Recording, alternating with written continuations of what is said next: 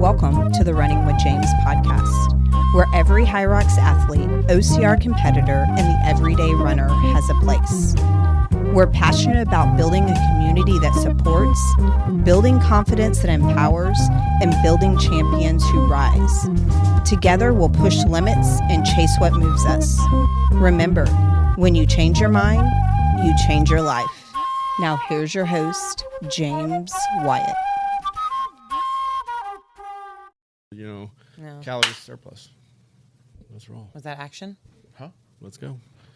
Well, when I am syncing these things, there's there's a audio, and the audio has a visual that I can see, like the up and down. Just when I make the loud thing, I can link that up with this one, and that matches up perfectly. So it makes it easier for me to edit it. There you go. That's why they do the clap thing when you have a movie. Oh, that's why they do it? Mm-hmm. I had no idea. Yeah, because they're recording the audio separate from all the different cameras they have. Oh, so how do you sync it? Yeah. Oh. The more you know. Mm-hmm. Once that budget comes up, we can get one. I know I make this look so easy, guys, but it's only because I'm a student of the game. You know, when you're the producer, director, audio visual guy, and the talent, you know, you've got to wear a lot of hats. I feel you like walk around with the drum, the tambourine. Mm-hmm. That's exactly what I'm doing. I'm just little drum, the harmonica, the harmonica, all at once. What's the guy's name in Mary Poppins? I know who you're talking about. Yeah. Hello, Governor. The guy that Dick Van Dyke played. Dick Van Dyke. Thank you. And welcome back to another edition of Running with James. This week, guys, we continue our 4-week build because we do training blocks usually at 4 weeks. Building Your Best HYROX. Next weekend, guys. Can you believe it? Yes and no. I mean, it feels like we've been waiting forever. It was so far away, and now it's suddenly here. Yeah. Very fast. Yeah. So I think a lot of people are starting to freak out a little bit, get a little nervous. People are buying brand new shoes. Guilty. You know what I'm saying? Guilty. So it's good times. It's good times. I'm excited. Well, my name is Coach James, and I am the head coach here at BC Fitness. And as I just said, if you were listening, actually you probably weren't listening because I just started it, but I'm also the talent, apparently. And I don't know what y'all didn't reply to that when I said that. So, like, what was y'all response? What were you thinking in your head when I said that? Does that make us like just a little henchmen, like your sidekicks? I like that. Like your little sidekicks. Henchmen. Your henchmen, your sidekicks. Yeah. Because when I think go beat someone henchmen, up as a henchman. Yeah, that's right. You're walking around.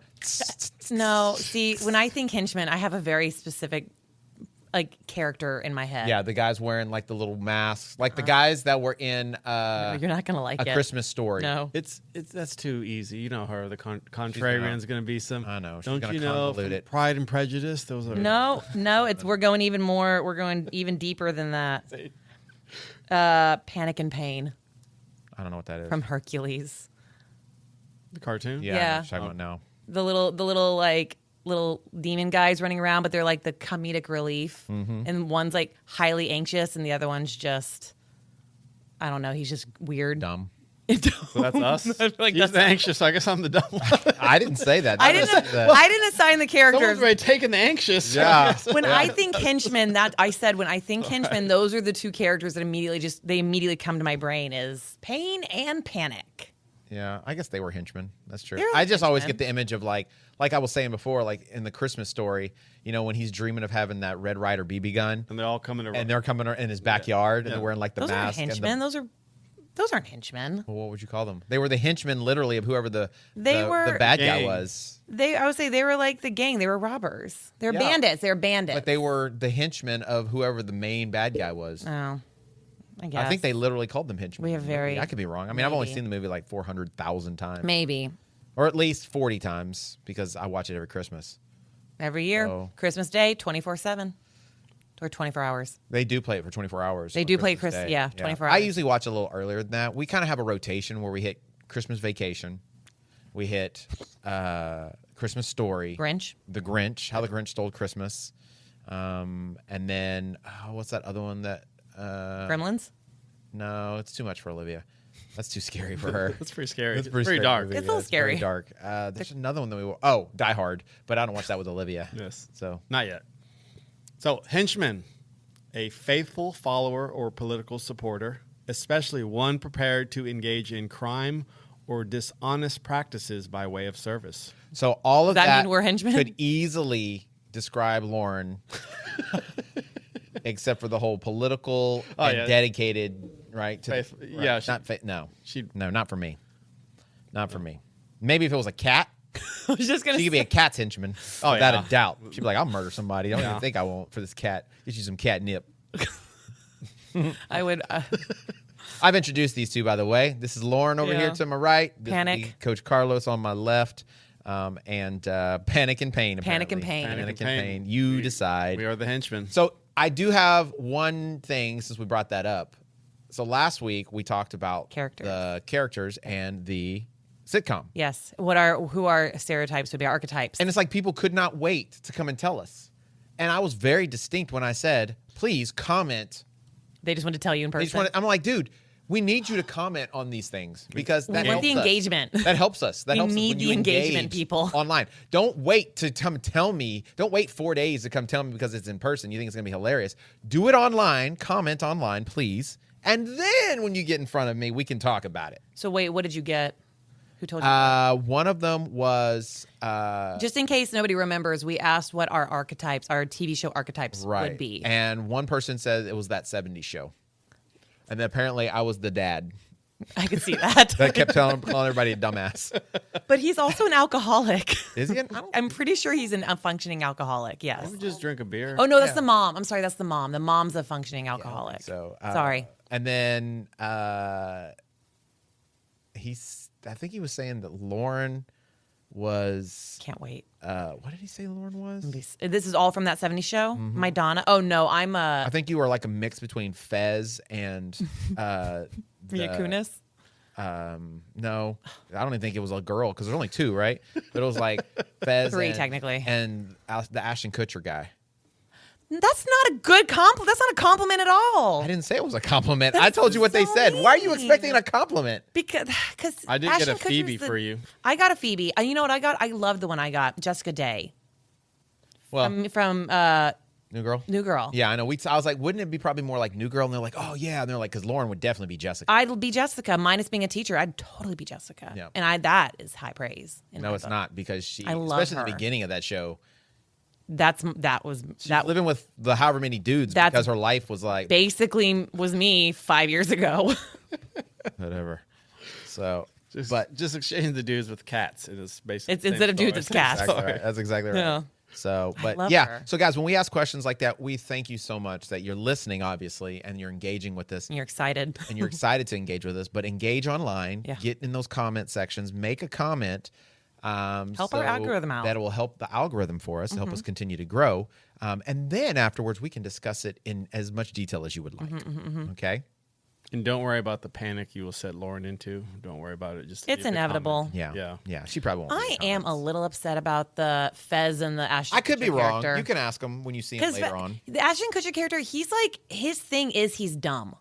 Like, that's his thing, is that he's kind of dumb. So let me ask you a question. Fez is like the guy who's just like, he's like the cool cat, but like he's super underrated. Well, he's foreign. And he's foreign, yeah. So he's kind Yeah. of like the awkward foreigner. But the question I have for you Okay. is, what do you feel is like what's your thing? Because if, like, let's say the Ashton Kutcher character, his thing was being dumb, what's your thing? Like, as a sitcom character, what's your main I'm go-to? like I'm the lovable goof who you just never know what they're going to do. I would argue I would say she's Kramer. Kramer. that some Kramer. might associate Seinfeld. that Oh, I with- didn't watch enough Seinfeld to know Kramer. I know he's the weird one, but I don't know He's enough about him.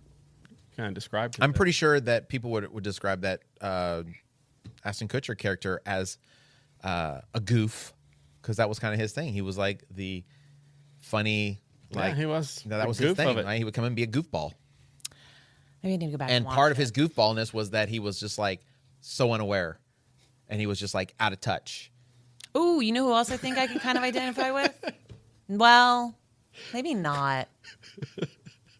Nah, I'm taking it back. No, we want to hear now. No, I was trying to think of a character from Parks and Rec because I used to love that show. Oh, I didn't watch that show. So. I think I'm a little bit of an Alexis from Schitt's Creek.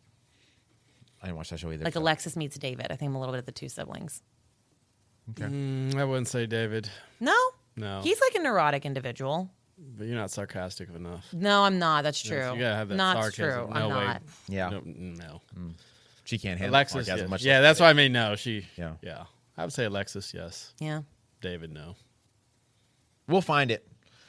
We'll find the show that really encompasses this dynamic here. I mean, we may be so original. There is no show out there. There's only one show, and it's called the Running with James podcast. There you That's go. it. YouTube channel.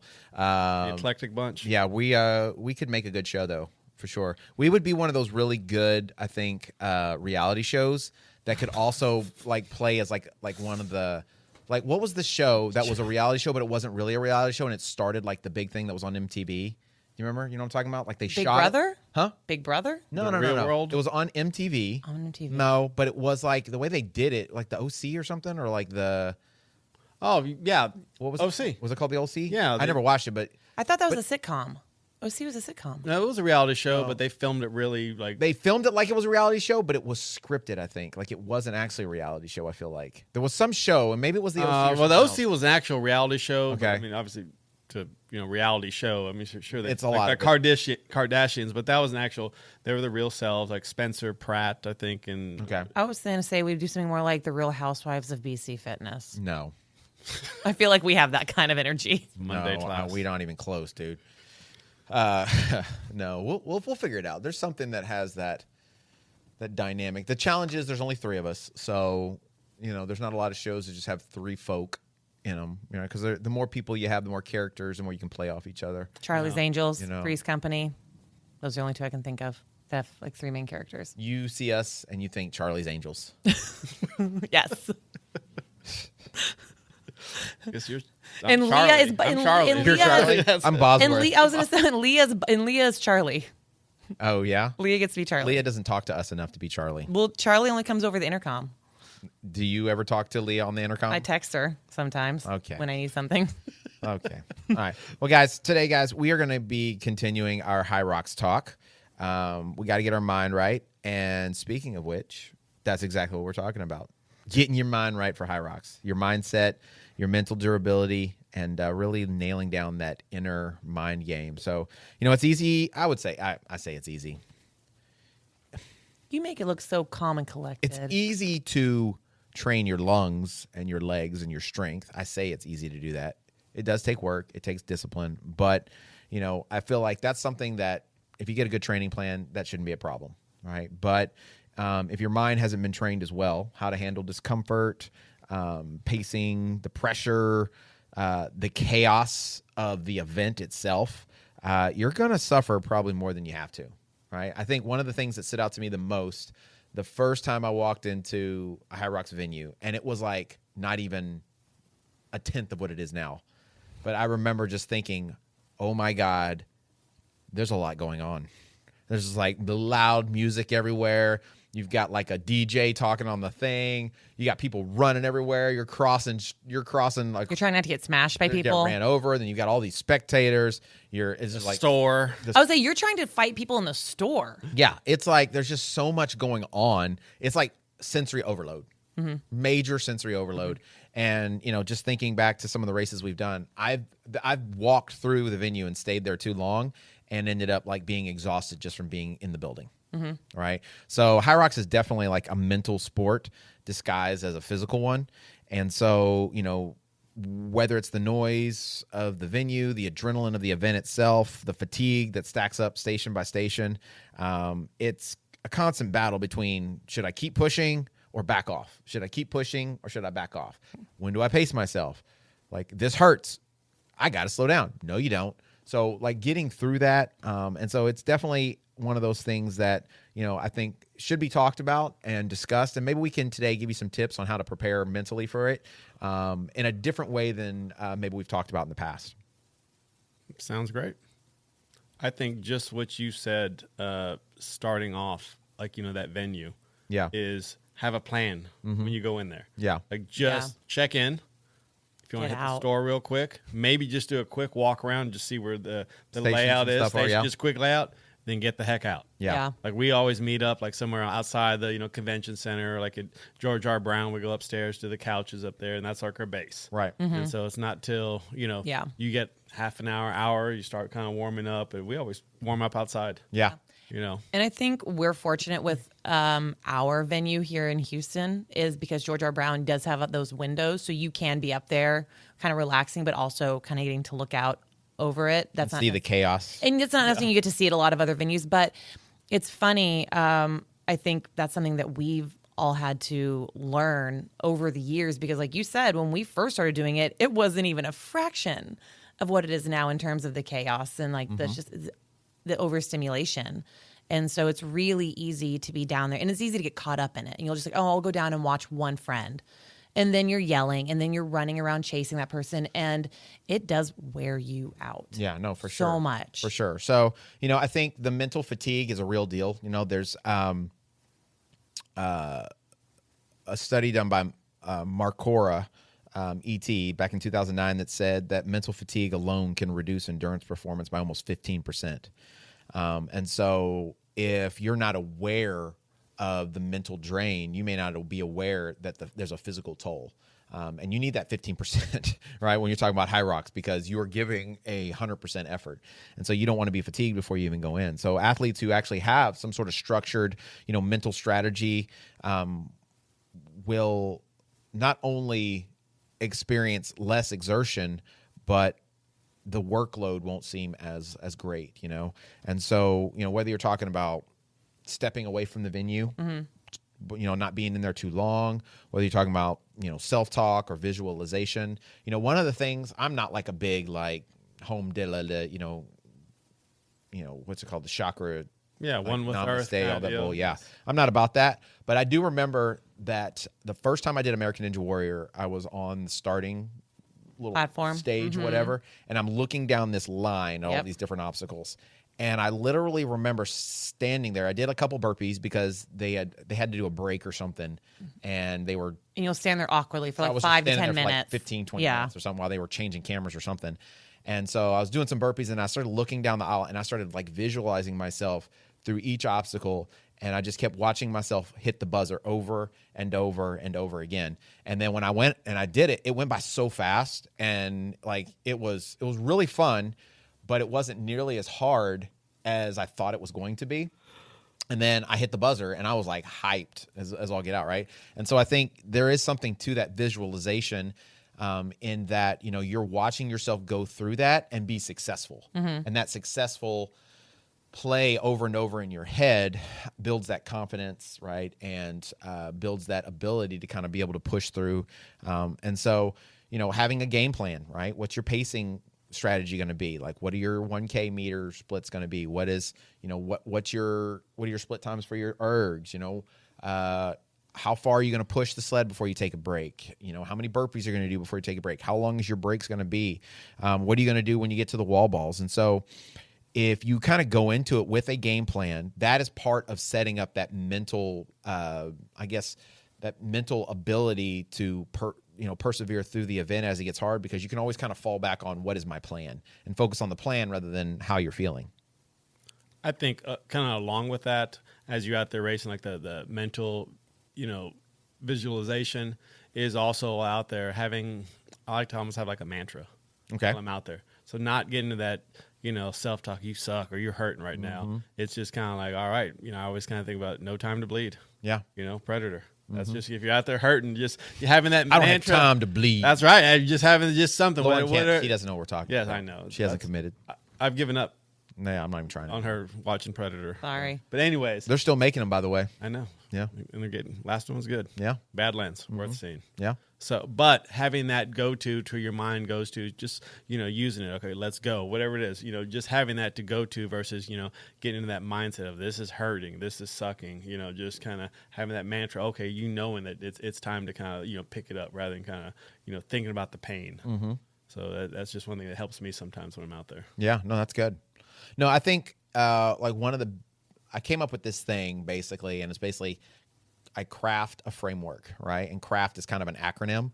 And so it's this thing that I hold on to that I repeat in myself before the race to help me get through it a little bit better. And so the first one is control the controllables. That's what the C stands for. And so I can hydrate, I can sleep, I can warm up, I can make sure I've got the right gear that I've been using. I'm not trying anything new. My pace. So there's a lot of things you can't control race day, right? You can't control the hype of the event. You can't control the other people you're lane. You can't control what lane you get on the sled, if it's going to be easy or hard. You can't control, if the people that are in your way that you got to run around, right? Those are things you can't control, but what you can control is how you prepare and how you go through your process of race week and then race day as well.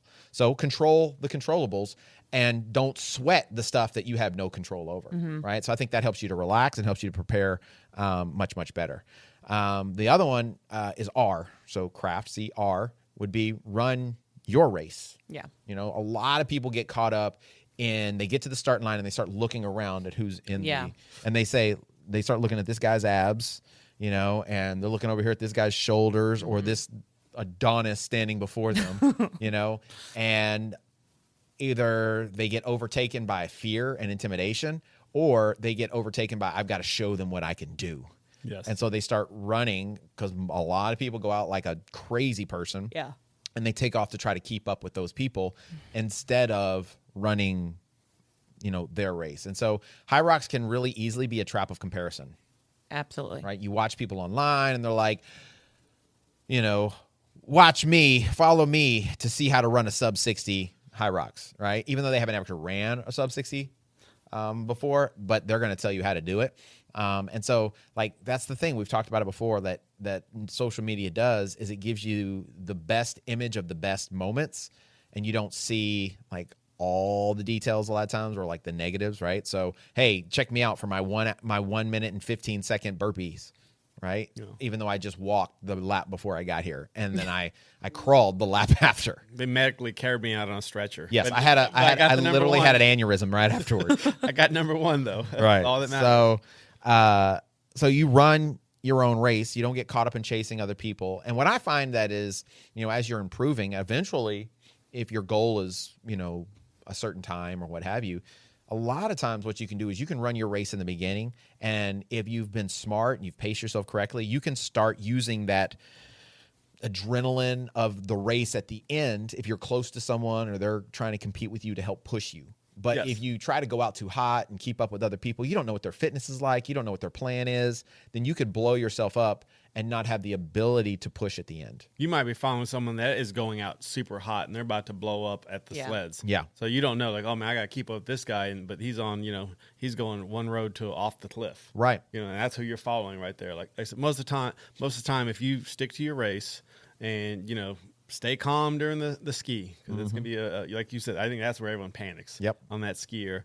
And then, by that time your heart rate's at 190 you're coming out there and holy smoke. And it's not even the first 10 minutes of the race. Yeah, exactly. It's such a small portion and then people are already gassed and it's just that excitement. But like you said, most of the times if you are pacing yourself still pushing hard and then pacing yourself through the skier, you will start passing all those people. Yeah, absolutely. You'll start recognizing, well, that person was way out the skier by the time I was halfway through. Most of the time, unless their fitness is just that good, you'll be passing them by the sled pulls or the burpees. It's funny because, HYROX it's growing drastically, right? And you will see some of the same people, right? But a lot of times you don't because they may be doing a different division, right? They may do doubles and singles this time, or they may do a different city, and there's always new people, and the venues are so big, or they may not be in your heat, And so I remember, in OCR, there were several races where you were pretty much it was becoming a thing where you would see a lot of the same guys people, or ladies you'd be racing with. Yeah. And I remember, after a few races, you knew the strategies, or maybe you knew what they could do, right? You're aware. Yeah. And so you would, and that's really where I came up with the whole run your race thing, because I remember this one guy, he would always go out. He would take off, right? He would go out like a crazy person, and then ultimately he'd get passed up. And I remember we were all at the starting block and we took off, and this one dude who wins a lot of races, he goes, we'll call him Mark. He's like, there goes Mark. See you in a little bit. He literally yelled that out. And I started cracking up laughing because I was like, this guy knows exactly what he's about to do. And like 2 miles later, he was like stuck on an obstacle or something. We all just like went right past him, and we never saw him again until the end of the race. And we were, I think later on we were talking, and he was like, yeah, man, I got hung up on this. And he's like, man, I was crushing it. I was killing it. And I was like, well, you never caught up. So you must not have been killing it too much. So, but I think that's the key is you've got to remember that if you can set up a race plan and stick to that race plan, that's going to do a ton to build your confidence, specifically deeper in the race. Yeah. Right. For sure. So the A portion, so with CR, right? Yeah. The A portion is accept the discomfort, right? So one of the things that I always talk about with you guys or with coaching in general is, when we do speed work, it's more about getting comfortable, being uncomfortable, right? So there's going to be a moment in every race where you're hurting, right? And you're negotiating with yourself and you're like, why am I doing this? This hurts so bad. This is never going to end. I just want to slow down. Yeah. If I just ease back a little bit, this won't hurt so bad. Yep. And so you start like trying to convince yourself whether you're going to stop or keep going, right? And so that's why we train and do some of the harder workouts we do is because we want to put ourselves in a situation where we're used to being in discomfort, where we're comfortable being uncomfortable. Yeah. And so discomfort isn't really a sign to stop. It's more of a sign that you're in the race, that you're actually doing what it is you've been training for. And if you are doing an event, like say HYROX or any running event, right? You're doing a half marathon, a marathon, and you can do that entire event and you never feel like uncomfortable or you never hurt and you're never like talking to yourself like, I want to slow down, then you're not doing your best. Yeah. Agreed. Right. Yeah. So, I've talked to people. You should be questioning yourself entirely. Yeah. You should I've completely talked be to so many questioning your people. decisions. I had one client or one athlete one time, and they ran the marathon, and they were done. They were like, "Oh my god, I felt so good. I was out there frolicking and da da da da da." And they did really good. They did awesome. They got a PR and they crushed it or what have you. But in the back of my mind, I'm thinking, could have gone harder. Yeah, you could have gone way faster. If you're frolicking at mile 25. Yeah, you didn't push. You could have pushed way better and gotten more time out of that. And that, like I said, what is your goal? If your goal is to go out there and have fun, there's nothing wrong with that. But if you're trying to push, like a lot of us are, trying to get PRs or the best time possible, yeah, you're going to be pushing that pain where you could start questioning yourself. Yeah, like you said, you can easily hear those voices, in your head. I'm just gonna slow down. What it doesn't really matter, kind of, because that's that pain talking. You just? It doesn't really matter. Will definitely be something like in the grand scheme of things. Yeah, in the grand scheme of things, but then. It's that voice. It's because your body. It's like that self-preservation. Your body is hurting. Yeah. You're lacking oxygen. Everything's burning. So it's can you maintain the pace of kind of pain? What is your threshold? Obviously the body will physically stop, but can you mentally push past that? Right. Because honestly, your mind will quit way before your body does. Well, it's fight or flight entirely. Yeah. You just got to choose which one you're going to do. So I think definitely making sure that, if you have a race plan, well, at a certain point when you start feeling discomfort, you don't worry about the discomfort. You stick to the race plan. And, that keeps you from, backing off of the pace. It keeps you from panicking, right? So, we've talked about this before, right? A lot of times I've heard you, well, maybe not a lot of times, but sometimes I've heard you after a race say, oh, I just was, how do you put it? Like you said it for the last race. What did you say about the last race? I don't want to misquote you. I guess I'm trying to think about what particular. I say a lot of things at races, guys.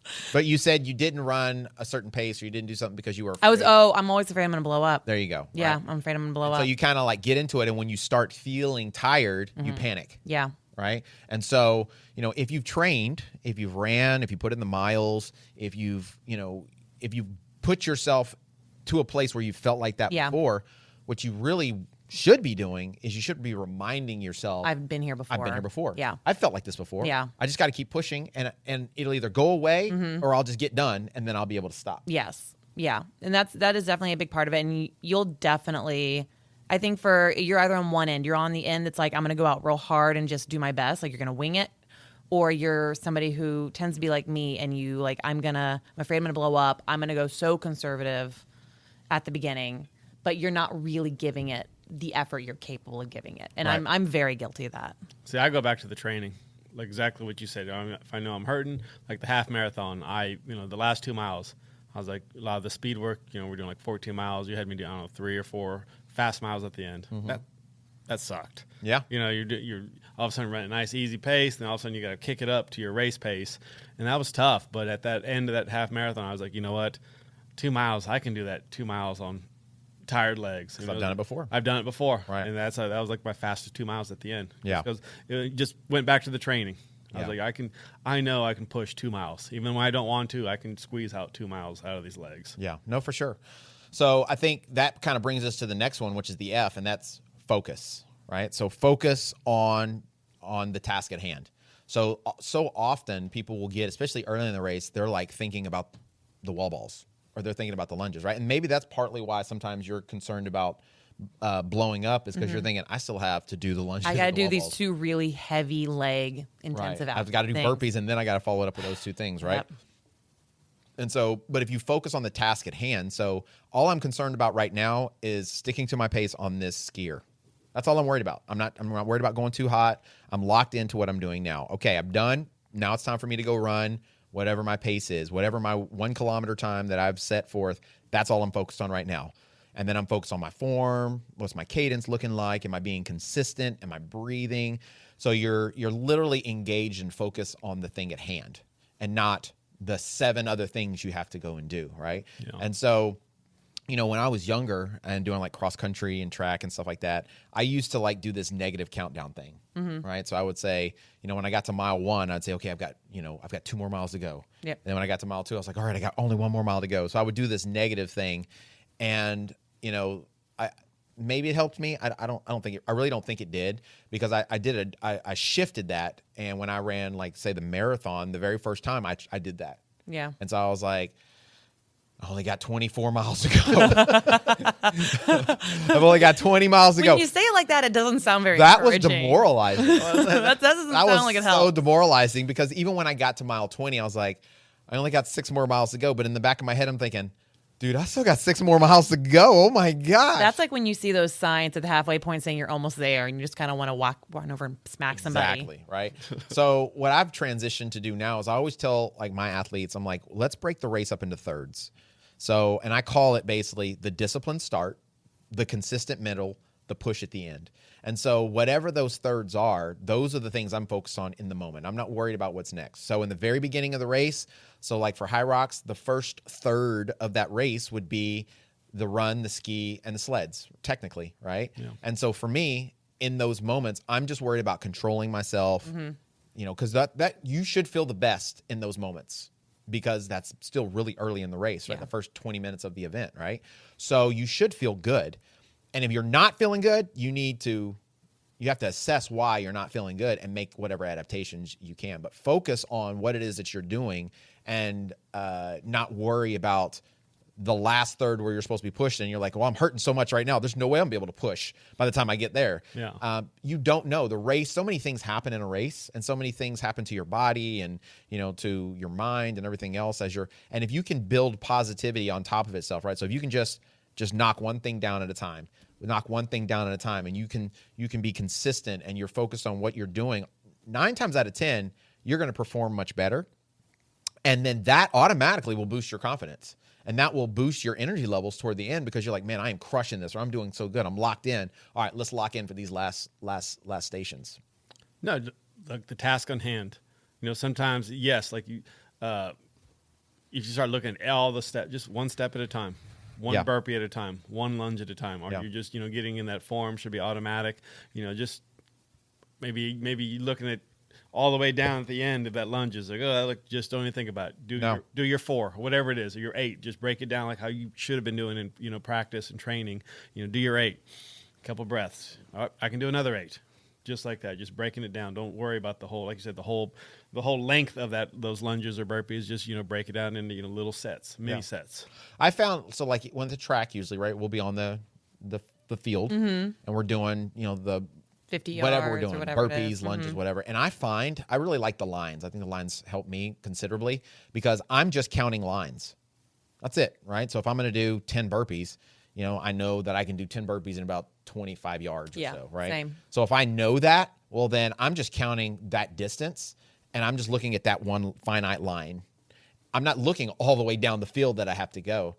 And what's crazy is if I do that, it feels like, and it may not be, but it feels like I get through it quicker. It feels way more manageable. It does, right? To think about it in smaller doses than taking the whole thing in. So it's just like that whole breaking it into thirds type situations. I'm breaking it down into smaller chunks, and I'm celebrating each time I'm able to finish that particular portion of the event. And so I think that helps a ton. So, it's kind of like that whole perception thing, right? So your perception is, quote unquote, your reality. And so if you can kind of change how you're looking at it, I feel a lot of times it can not only make it more manageable, but definitely help you be much more successful in the endeavor. So when you say you're celebrating, you're like mentally celebrating, like, okay, I got through like the 20 yards of. No, I'm going to do a backflip and high five. Well, what I'm getting at is though, every time, up top, every time. No, what I'm getting at though is like, you give yourself a little break though before you continue forward. Right. Well, that's kind of the reward, right? Yeah, that is the reward. I'm not breaking until I get to whatever my predetermined destination is. But then you are designated as part of your training, like, I'm taking a break at this. Like, right. I'm not, unless you were just feeling, I mean, again, burpees are too soon to like start pushing too hard, but you're like, I know I'm going to do like 10 or 12 or whatever that distance is. Mm-hmm. And then I'm going to take that break no matter what so that I can conserve my energy. Do you have a certain method for how y'all do the break? Like, do you count backwards or what do y'all do? It just depends on what's the discipline. Mm-hmm. So if I'm doing it by myself, I usually will do a count, right? And in that count, it's kind of like breath. So I want to make sure I'm breathing too. Mm-hmm. So let's say, technically if I'm trying to count to 10 and take a breath, that's probably going to take a good 20 to 30 seconds. Okay. So I'm breathing. All right, 1, 2, 3, 4, 5, 6. So I'm like every 4 or 5 seconds, quote unquote, I'm taking a deep breath to kind of try to get my heart rate back down. And then I'm like, all right. And then as I'm approaching whatever that number is, 10 or whatever, now I'm hyping myself up. Yeah. I'm like, okay, let's go. When I hit 10, you've got to go. You've got to move. You've got to go. Don't overthink it. Just go. Exactly. No, just how it works in training. Yeah, just how you would do it. Exactly how you would. How we're doing it at the field. Obviously sometimes it's different if you have a partner, yes. working partner. So it's kind of different strategies. Like for the burpees, like that I'll go a little bit quicker on the burpees because I know I'm getting a break. For the solo, like James, I'll be a little bit more methodic. Maybe not as quick, explosive, but I'm just kind of 5 jumps. Take about 2 or 3 breaths, 5 jumps. I've done it before where I had a plan and, I got to the start of that burpee. It's like, oh, we cruising down. I can't remember how many I did, like 15 or something. Yep. I about had my heart about to come out. I was like, that was dumb. Yeah. That was, yeah. And I was like, well, or I've done it like wall balls. I kind of same thing. I should have stuck with like 30 and I went like 45 and it was like a jumbled mess of like 7, 12. It was like no sort of, so I was, I got mad at myself or I was like, that wasn't the plan. You would have been quicker if you just stuck to your, 20. Couple deep breaths, 20, and then try to blow it out the end versus going at the beginning. Right. So it's just lessons learned. Yeah. Well, I think that takes us to the T, right, of the craft, and that's talk to yourself, right? Talk to yourself, not at yourself. So not like, man, I suck, man. This dude. Why does this guy suck so much? Why does this guy suck so much, right? So, man, why is this happening? Why? No, you talk to yourself and you encourage yourself, right? So you're like, come on, James, you got this. Now is not the time to be hard on yourself. Right? No, breathe. Come on, just breathe, right? Yep. Take one more step. Increase your cadence. You can do this, and I practice that in training. Like if you ever paying attention, like when we're on the bike, I'd be like, oh, come on, James, let's go. Let's go legs. Let's go legs. Or when we're doing, lunges, I'm like, posture, come on, stand up. So I kind of talk, not super loud, but kind of under my breath. And oftentimes I'm trying to hype myself up, right? Yeah. So right before we walk up to the wall balls, I'm like, let's go, James. Come on, James. Let's go. You got this. You got this. You got this. So that positive self-talk, it helps to really shift your mind quite a bit. It can relax you, but it also will significantly improve your endurance and reduce the RPE, right? Which is the rate of perceived effort. So what you perceive that effort to be will change based on how you're encouraging yourself. So basically what you're doing is you're coaching yourself. Yeah. Right? You're coaching yourself through the situation. So, I think, as people are running and I'm cheering them on and stuff, I'm trying to help encourage them. But I'm also, while they're running, I'm reminding them of things. I'm like, quicken your cadence. Yeah. We yell a lot of coaching things out there. Breathe. Right? What are you doing? Drive with your legs. Yeah, something like that. Pick up your heels or something like some. So I can see people Yeah. oftentimes adjust based off of that. Yeah. So that same thing can apply and happen for you if you do it to yourself. Yeah. Because you're reminding your brain, oh, hey, this is how I'm supposed to be doing it. I think the quicken the cadence, that's a big one for me. I'll hear your voice out there. Quicken the cadence. When my legs start to feel heavy, or just I'm starting to maybe feel like I'm slowing down, just relax. Just quicken the cadence, see what happens. If you go slow, we'll be going slow with a fast cadence. But 9 times out of 10, you will start picking up your pace just kind of automatically. Yeah, it'll almost like go right into your pace you've been training at, most of the time. It'll just kind of just slowly just getting the lactate out, quicken the cadence, and just next thing you know, you're kind of at pace. Like, hey, I'm It's holding really this. weird how that happens, Yeah, isn't it? just every time, just go. Yep. Like, And right, you know why that is? It's from the training. training. It's what you've done in training. So your body just settle. If you can just control or get back into the rhythm that is more natural for your body, you automatically hit the pace. Yesterday I was doing, so I couldn't go to the track on Tuesday. So I did, my last like speed effort yesterday. And so I was kind of trying to test, and I was actually running slower than what we've been doing because I was running race pace effort, right? And so I was trying to like lock in. So Sunday we did the same thing. And so I would do a lap where I would watch my watch the entire time. So I'm just looking constantly and adjusting my pace. And then I would do a lap without looking at it. And the goal was to be able to adjust my pace off of the feel of it, right? Can I get in rhythm? Can I be consistent the entire way around? And, what can I be as accurate as I am looking at my watch the entire time? Because you know how it is in those venues, the GPS is all jacked up. So you're really working off of feel and time. Yeah. Yeah. Not So necessarily the pace. You're hitting your lap timer or looking at the lap time as you're going around to make sure you're on pace rather than being able to use that GPS. And so being able to feel that pace and feel the comfort of it and know you're in the right rhythm is important. And it was really fascinating. I've done this before too, but it was really fascinating that the ones I didn't look at the pace, I made fewer adjustments. You know what I mean? Like I actually I wasn't speeding up, slowing down, speeding up, slowing down, speeding up, slowing down. I was just super consistent. And those laps were like literally like right on, So like the ones where I think the first one I was supposed to be running a 6:30-ish pace, 6:30 to 6:35. And the first one, I think I was like 6:40. I'd started way too slow, and then I was like, oh crap. And then I sped really fast, right? The second one, it was 6:29 exactly. Then the next one was like, I was watching my watch on the third one, and it was like 6:18. And then the next one, I didn't look at my watch. It was 6:29. So it was like when I was like trying to You were just feeling it. when I was just working off of like the feeling of it, and instead of making the adjustments because based off of what the GPS was telling me, I was much more consistent in the run, And so practicing that type of stuff while you're running is important, right? Yeah, you do need to look at your watch. You need into time and see, how consistently can you hit this number when you're running those laps. But we always talk about don't be a slave to anything. Yep. So you're not a slave to your pace. You're not a slave to how you feel. You're not a slave to your heart rate. But we use all those metrics to kind of help determine effort and determine performance and all that good stuff so that on race day we can go out and execute with maximum effort. You're like Luke Skywalker out there using the Force. Yeah, Just right there. Just like this. Yeah, It's just like, right there. He's like out here doing this. Do you used to, I don't know if you still tell people this, but I remember you used to always tell us another thing is when you're out there, try smiling because it's way just like better for your like race brain and everything. If you can smile like you're having a good time, it won't seem so painful. It won't seem so like not hard because it's going to be hard regardless, but you'll get through it better. There are several studies that have shown that it takes less effort to smile than it does to frown.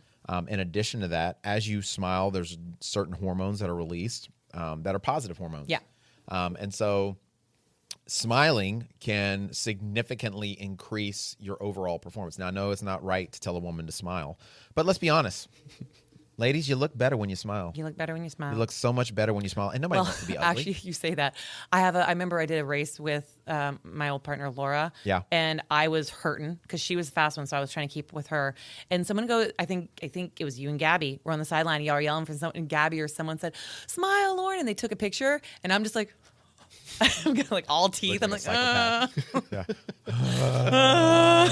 smiling. I was trying so hard to smile, but I was like gritting my teeth through it, and I was like, I'm gonna die out here. But I mean, I think that's having fun with it though. That's one of the things is like that's great about having your teammates out there and people that you train with, and that when you hear them shout your name, it's they say, really a lift. It puts an automatic smile on your face, and you perform better. Yeah, right? And then if you get especially even more so if you get to run in the arena and like you're passing your people. It's one thing to pass them when they're on the sidelines, but when you're getting to pass them and like, you know, they're like yelling for you as you run past them or y'all cross paths or something. It lifts you up because it breaks you out of your headspace to see them. Well, it also, to me, it feels a lot like Sunday. It does feel like Sunday. So it kind of takes you back to something you've done over and over and over again. It's like track all over. And it's exactly. So that's one of the reasons I like, you know, doing some of the things that we do, is because I'm trying to do my best to put everyone in as close a position as possible of what you are going to feel in that event, so that it feels familiar, because familiarity helps so much. Mm-hmm. You know, being able to go and run, you know, a race course, right? When you go run the marathon or the half marathon, going out and doing some of your long runs on that course, it helps so much, because instead of, you know, think of it this way. When you go on a trip and you're doing a road trip and you drive this direction, let's say it's a 12-hour trip, it can seem so far when it's the first time you've driven that road, because you don't know where you're going. You don't know what to expect. You don't know, okay, how far away is the next good rest stop or the next best gas station or something like that. So you're flying blind. But then on your way back, it seems to go so much faster. Yeah, it does. Because you're already familiar with it. You know where the good stops at. You know where the good things to look at are. And so it makes it feel like, that perception again, it makes it feel like it's not as long or as far. It's true. And so if you have done something before, or you've been in that situation before, and there's a level of familiarity, then it helps you to relax, because you're like, you know what? I literally have been here before. I'm not going to get lost. I'm not going to get murdered. Buc-ee's is around the corner. It's a little confidence boost. It is. Sure. It is. So, you know, that's one reason, like today, you know, we switched it up, and I was like, all right, we haven't been doing that, right? But I was like, we're going to do the weight. You're going to do a minute on, minute off. And here's partly why, right? So it took you how many rounds to get to 100? 4 rounds. 3. All right. And it really wasn't even a full 3 fourth plus, round. yeah. It was like 3 plus maybe 20 seconds, 30 seconds? Yeah, just 10 reps. 10 reps. Okay. So that probably took, we'll say 20 seconds. 20 seconds, right? Yeah. So if you think about the math on that, you did a minute of wall balls, a minute rest, a minute of wall balls, a minute rest, a minute of wall balls. You didn't even take a minute rest. No, you took like 10 seconds and then 20 seconds of wall balls, right? So you basically did 3 minutes and 20 seconds of wall balls. Yeah. And you did basically 2.5 minutes of rest. Yeah. If that, probably not even that much, right? So if that's what you did, that means you did wall balls in under 5.5 minutes. Yeah. If you do the math on that. That's what taking a minute break. Most people are not going to intentionally take a minute break. You're not on probably wall going to be balls. doing that out there. Most people also do the wall balls in about 7 to 8 minutes. Yeah. So you Is that the literally, average? Wow. so you literally could take a minute break and still be under 6 minutes on the wall balls. So I've already kind of strategized just from that feeling today. I was like, that felt pretty good. Yeah. So I will just stick with 25, almost treat it like an EMOM. Yeah. You know, like I said, I didn't need much break, and I was going 30. Yeah. 25, I won't be as gassed out, so I probably take 25, and then can I blow out 50? Yeah. You know? So if you think about that automatically, you know for a fact, you should, when you get to the wall balls, like anything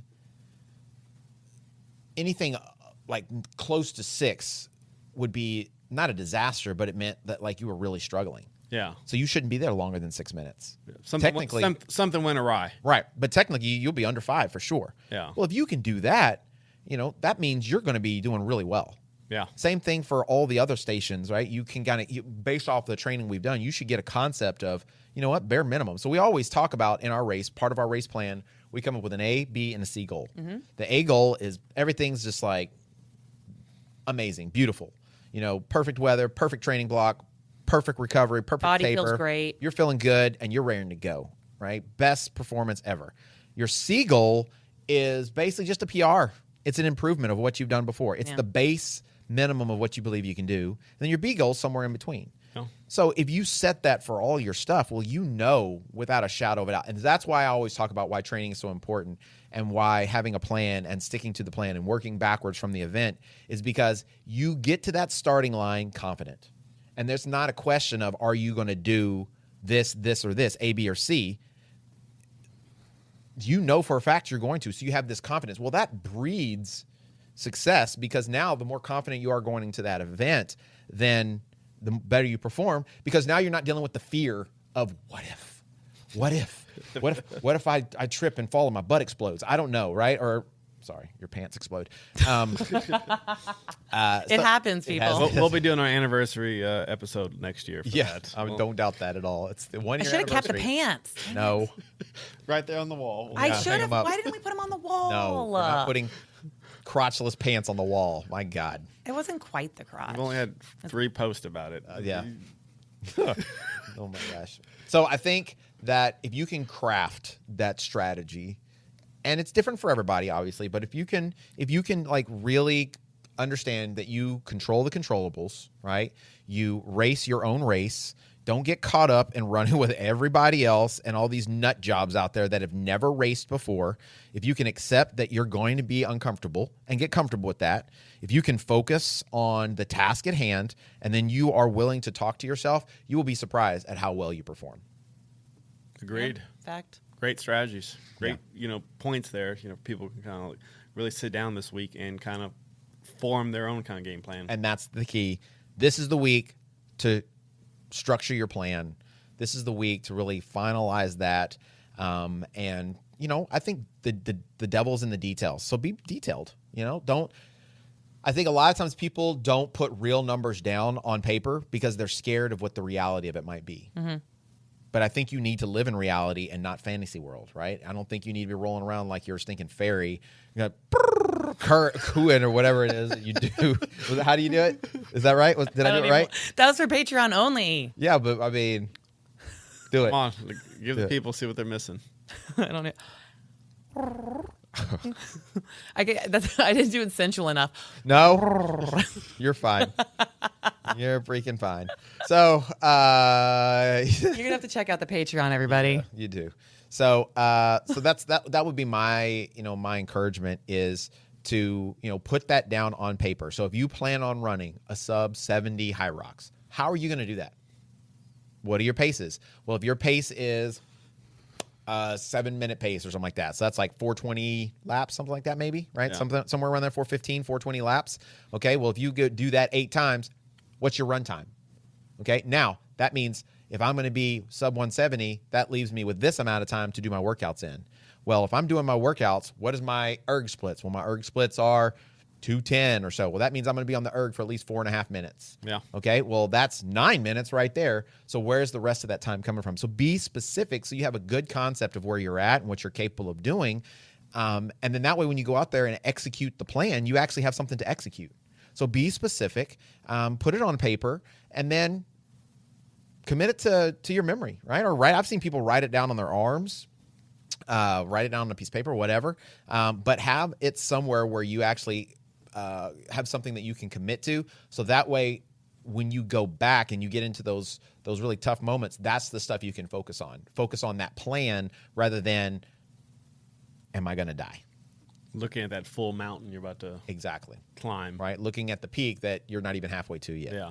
Right. So I hope that was helpful. I hope that was encouraging, guys. I think that we have a great group of people that are going to be out there this coming Friday, Saturday, and Sunday. It is a full weekend. So if you're out there and you see the Running with James crew or you see anybody from BC Fitness, give us a holler. We'd love to take a picture with you. We'd love to cheer you on. We'd love to know who you are. So you can let us know that you're racing, and we'll definitely we'll throw look some out love for out you. there. Yeah, for sure. Let's bring some patches. Yeah, we'll bring some patches. So if you guys, if anybody is there and you watch the show, you're a Running with James fan, and you see us, come up and say, hey, can I get my patch? We'll give you a patch. So we'll all three have some. So if you see one of us, we will hook you up for show. We are still doing the Running with James exclusive jerseys. So I'll be leaving that open for you guys to purchase all the way through HYROX. So after HYROX, no more. Got it? So I've had a couple emails from some people, and I've had a few people ask me, what does the shirt look like? So I'm going to make a post. Don't worry. It's going to happen. so you'll know exactly what they look like. And you just email me your size, ladies or men's, and then I'll send you a link over so that you can make that purchase. So the only thing different than the way it looks right now is it will have a Running with James patch on the sleeve and a BC Fitness patch on the other sleeve. So a little more customization to it. And then, like I said, on the back, you can put your name and whatever number you want. So if you want to have a number 1, you could be number 1. You can also be number 1. Awesome. Yep. So anything else I'm missing, guys? Anything? I don't think so. I think No? we covered it all. No, we pretty much finished it up. The Sweet. Patreon. They Yeah. want to join Patreon. So yeah, if you want to be a Patreon member, we get extra content. You get at least one episode a week, additional, and that's only for the sweet Patreon I'm going to give a members. little teaser. Yes. Are Renaissance people carnies? Oh, That was a big discun today. that was so a huge discussion. big today. debate. Big debate.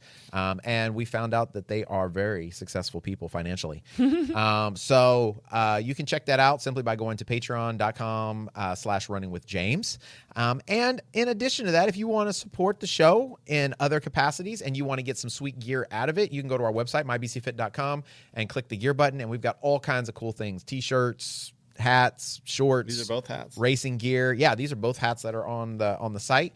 And it's great stuff. It's cool stuff. It's definitely active stuff. So it's not just looking cool stuff, but you get to do both, actually. Look cool and you could run in it. So, and rep the brand. So as always, guys, we appreciate you coming in. Have a great time this week. Enjoy yourself. If you're going to HYROX, We'll see you stick to the there. plan. We'll see you there. You're going to be amazing. I guarantee it. If you do what we've told you to do. If you do something else that these other people on Instagram are telling you to do, I don't know. I don't know what to tell you. We're not responsible for them. Blueprint for free. For free. Yeah. So For free. So, guys, we appreciate you coming in. Love you. Check us out on YouTube as well. And remember, if you can change your mind, You can change Change your your life. life. peace out.